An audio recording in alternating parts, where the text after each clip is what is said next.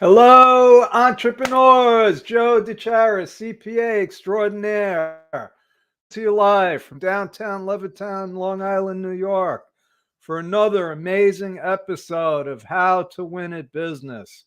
And tonight, I had to wing it, folks. We actually had a guest to come on. We were going to talk about the millionaire mindset, which that's always a good subject. Everything starts with your thinking. I had no idea that's not what they taught me in CPA school, but I've learned a lot since CPA school. Uh, some of it has to do with accounting, a lot of it has to do with life, and most of it has to do with relationships, believe it or not, starting with the relationship with myself, my team. And I do want to give a shout out to my whole team, my amazing team, the team that allows me to do this.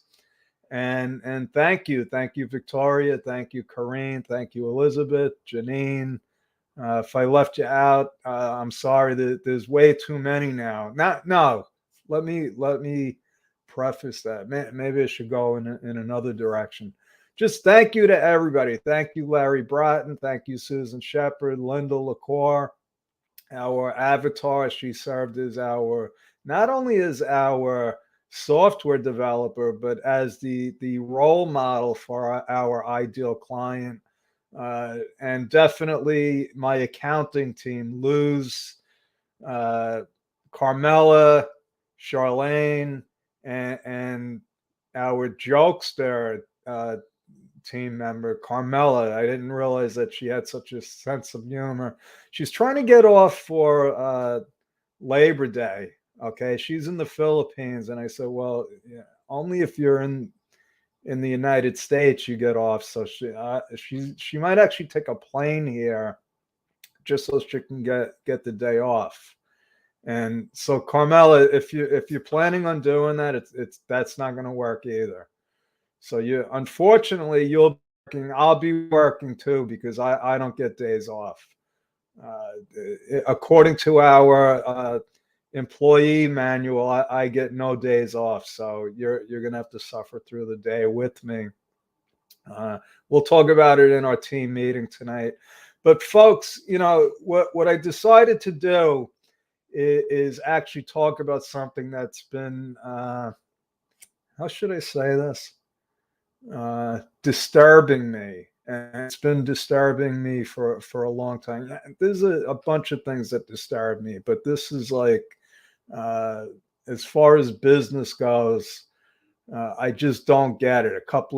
There's a lot of things I don't get, uh, but this I really don't get, is the people's fascination with LLCs. Okay, LLCs are a good form of entity in limited circumstances. Okay, LLCs are definitely not for everybody. Definitely not for brand new single owner businesses. I see way too many people setting up LLCs when they really don't even know what they are. Okay. I see lawyers setting them, and I can understand lawyers that have no tax background setting up an LLC, because it does give you limited legal liability. What does that mean? LLC protects you from creditors if you go out of business. That's it, folks. That's it. Now, there are other benefits which I'll talk about, but they do not benefit a single owner. So if you're going to go from a sole proprietorship to an LLC, you're not accomplishing anything. Only if you plan on going bankrupt, if you plan on going out of business, and you're not personally liable, because if you sign for a line of credit, or you get credit from vendors or something, usually they're going to make you sign personally. So the LLC won't even help you then. So what are you accomplishing when you set up an LLC? Well, if you were a sole proprietor before, and you're subject to self-employment tax, which is one of the biggest downfalls of being a sole proprietor. And sole proprietors don't realize this until it's too late. Most of them, what I've learned is they do their own tax returns, probably using something like TurboTax and or some other tax software, and not understanding why they owe so much money. Well, if you make only $30,000 as a sole proprietor, that's $4,500 in self-employment tax. It's 15%. Okay, right off the bat, you're not even talking about income taxes. Okay, so let's say you made $30,000 and you have $30,000 in mortgage interest, and you get to itemize. You're paying no income tax, but you're still paying that $4,500 in self-employment tax. That makes absolutely no sense at all. Now, accountants will be out there and they'll say, oh, if you're a corporation, you got to pay yourself a salary. Well, yeah, you do, but not your whole profit.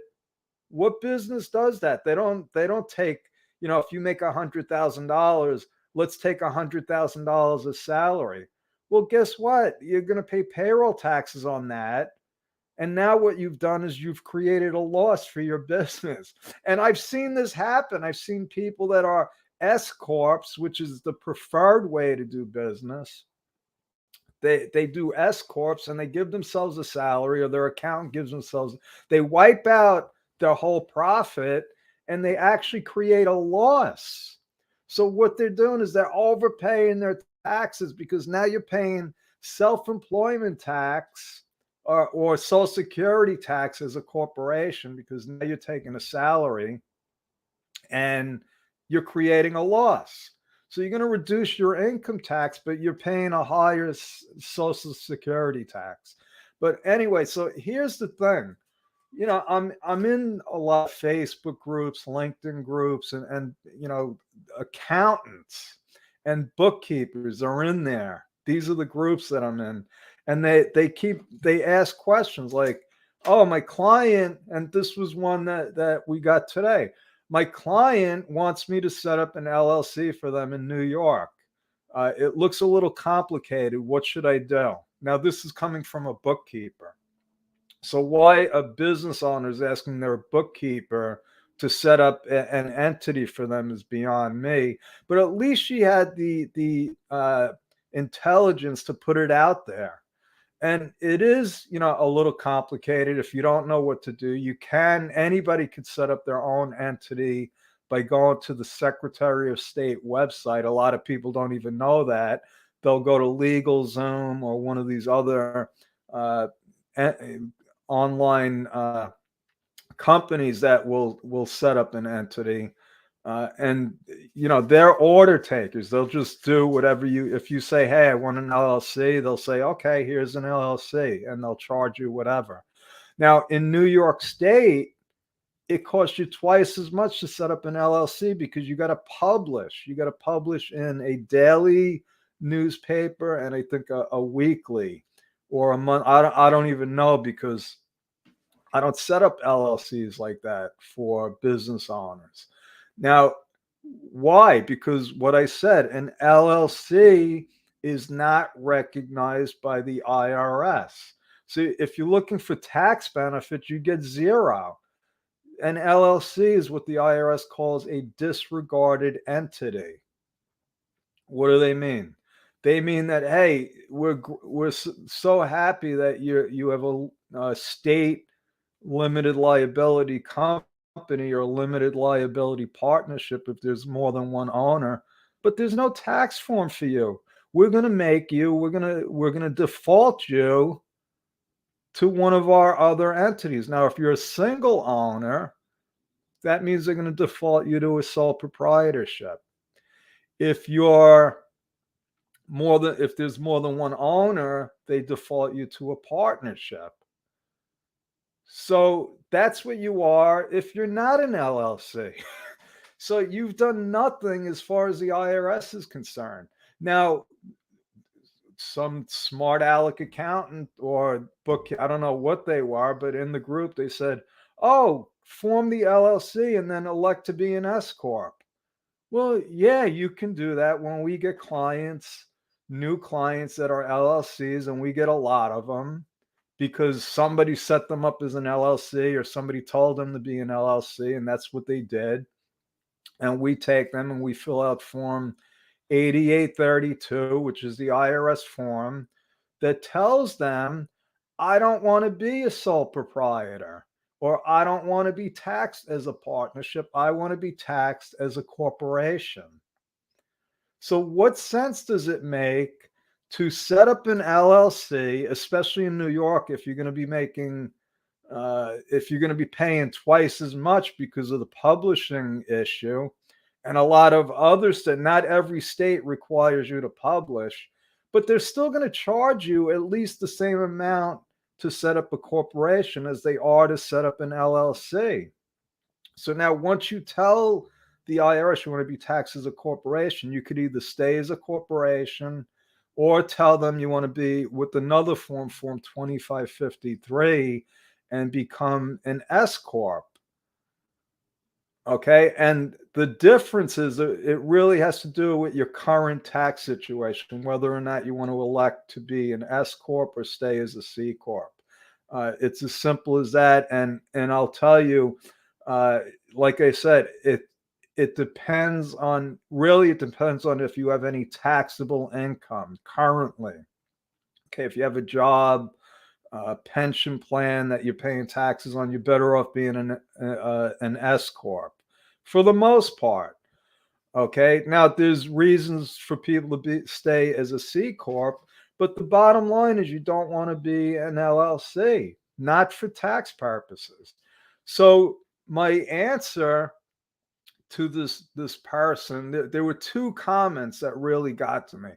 One gentleman said, "Oh, there's a lot of information here. You should talk to a professional."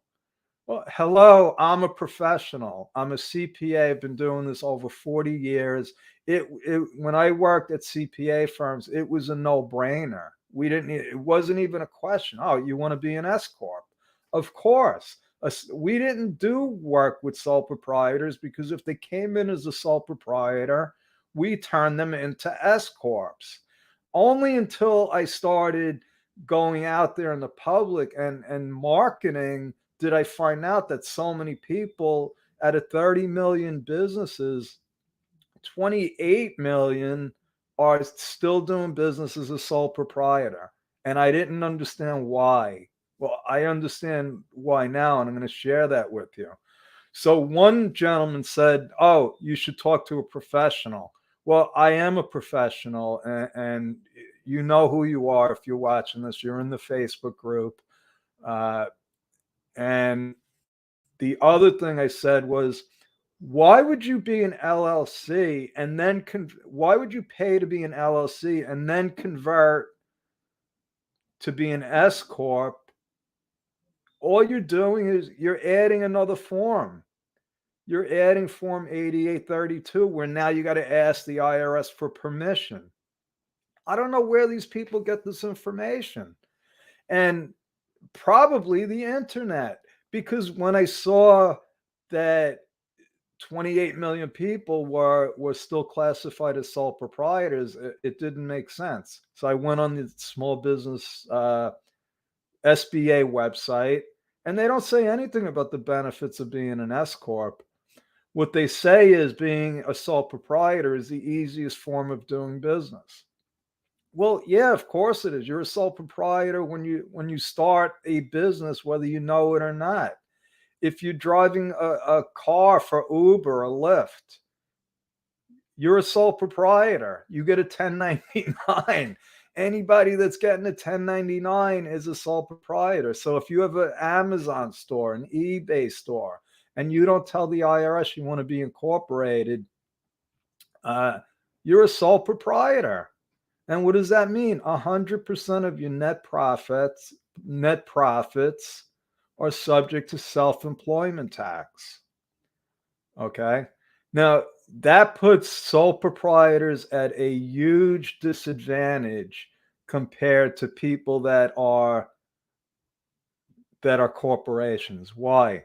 Because if you make $100,000 as a sole proprietor, you're paying $15,000 in self-employment tax. Now, if you're an S corp, you pay zero in self-employment taxes. Now, people will make the argument that, oh, but you need to take a salary. Well, yeah, a reasonable salary. That doesn't mean you got to give yourself $100,000 salary. Maybe you decide to give yourself a $60,000 salary because that's all you need to live on. See, really, what you need is you need to cover your personal expenses. That's reasonable.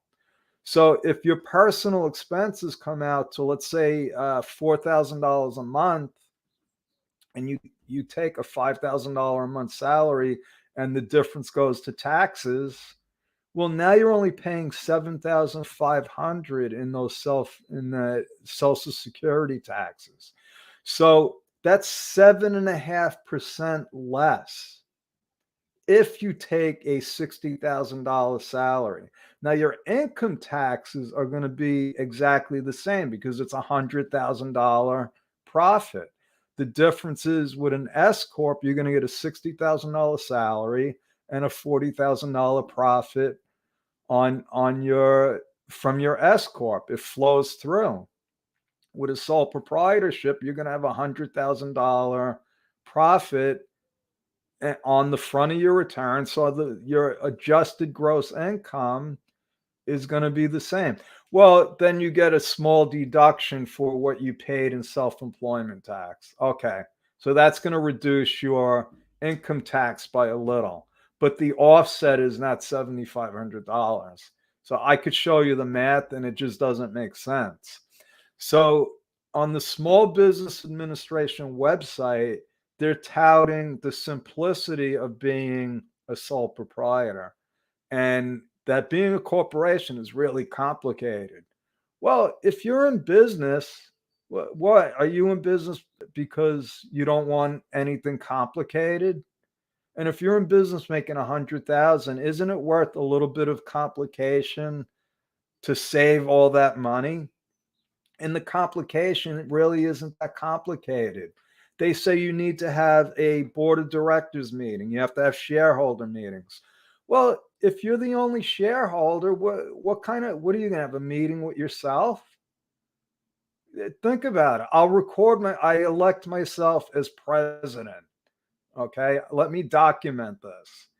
That's if you have shareholders, if you have a board of directors. Yeah, you have to do everything in formally. Okay. But if you're the only owner, that's not a complication. You have to file an annual report with the state.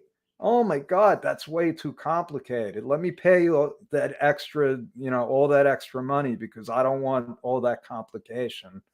Okay. Also, if you're a sole proprietor, everything is combined with your personal return. Sole proprietors get audited. Why? Because most of them don't have professional advice. They don't go to a professional for advice, and they're doing it themselves. And the IRS looks at them as easy pickings. Okay. The IRS gets a $10,000 adjustment on the tax return. Guess what? That's $1,500 just in self-employment tax. They're a hero. They go back to the office saying, "Oh, I made money for the government today." Okay, and it's as cut and dry as that. So stop with the LLC stuff unless you're entering into a passive activity like rentals. Okay, why? Because if you buy a building and you rent it, rental property is not subject to self-employment tax. Okay. What a coincidence. Well, usually people with money are real estate investors. Why is it that real estate is not subject to self-employment tax? Okay. And to be honest with you, the whole Social Security tax is backwards. They make the ceiling, you max out at $147,000 this year. Once you go over that, you don't pay anything. So what they're saying is, oh, if you make a lot of money, you don't have to pay any more in self-employment tax. What sense does that make? Zero. So what they're saying is if you're below the poverty level, if you only make $20,000, you got to pay self-employment tax. But if you make a lot of money, so if you look at the percentages, a person making $1 million is paying about 1.1% of their earnings in self-employment tax. Somebody making 50,000, 100,000 is paying 15%. How is that fair? Okay. That's my story. I'm sticking with it. If I offended anybody, that's tough. Start your own YouTube channel, your own Facebook lives. It really doesn't bother me. I don't care if I ruffle feathers. If if any of this stuff resonates with you, I'd like to invite you to Mastermind with Joe.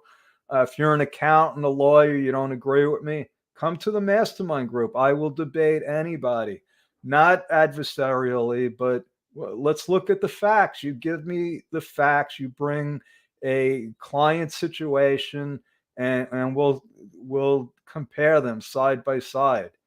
If you're a sole proprietor or an LLC and you're paying too much in self-employment tax, book a chat with me, timewithjoe.com. Okay. I love talking about helping people reduce their taxes legally. Okay. Uh, that's my story. I'm sticking with it. Joe DiChiara, CPA extraordinaire. Thank you. And again, thank you to my team for making all of this possible. I will be back again for another rant, another great episode of How to Win at Business.